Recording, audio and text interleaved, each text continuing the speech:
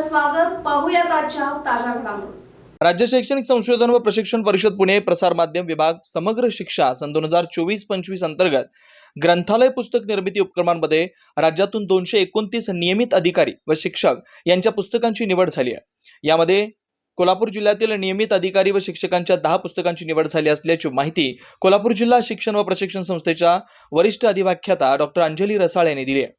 निवड करण्यात आलेली पुस्तकं पीएमसी शाळांतर्गत 70,000 शाळांना वितरित करण्यात येणार आहेत। राज्य शैक्षणिक संशोधन व प्रशिक्षण परिषद पुणे यांच्याकडून शिक्षकांची ग्रंथालय पुस्तक निर्मिती कार्यशाळा इयत्ता 1ली ते 3री, 4थी ते 5वी, 6वी ते 8वी, 9वी ते 10वी आणि 11वी ते 12वी या 5 स्तरांसाठी राज्यात जिल्हानिहाय घेण्यात आली आहे। यामध्ये राज्यातील एकूण 261 जणांची निवड करण्यात आली होती। त्यामधून अंतिम निवड 229 पुस्तकांची झाली आहे। कोल्हापूर जिल्ह्यातील शिक्षकांसाठी घेण्यात आलेल्या पुस्तक निर्मिती कार्यशाळेत 46 शिक्षकांनी सहभाग घेतला। 3 महिन्यांच्या कालावधीत 30 शिक्षकांनी पुस्तक लिहून सादर केली। जिल्हास्तरीय समिती सदस्यांनी निकषानुसार त्यातील 18 पुस्तकांची निवड केली। राज्यस्तरीय निवड समितीने त्यातील 10 जणांच्या पुस्तकांची अंतिम निवड केली।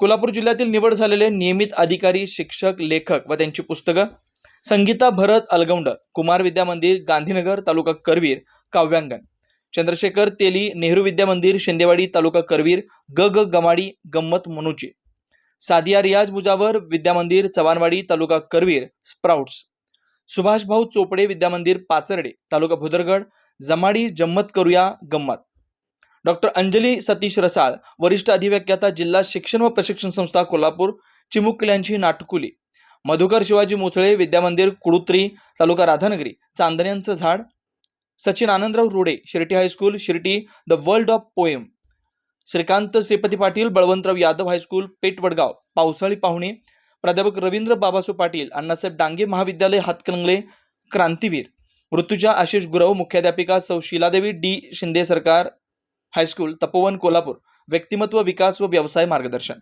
कोल्हापूर जिल्ह्यातील या लेखकांच्या गौरवशाली निवडीबद्दल कोल्हापूर जिल्हा शिक्षण व प्रशिक्षण संस्थेचे प्राचार्य डॉक्टर राजेंद्र भोई यांच्या हस्ते सत्कार करण्यात आला। तसंच गारगोटी येथील अक्षर साहित्य मंचाच्या वतीनं मे महिन्यात लेखकांचा मान्यवरांच्या हस्ते सन्मान चिन्ह व प्रशस्तीपत्र देऊन गौरव करणार असल्याचं मंचचे अध्यक्ष व राष्ट्रपती शिक्षक पुरस्कार प्राप्त लेखक डॉक्टर गुरव यांनी जाहीर केलं।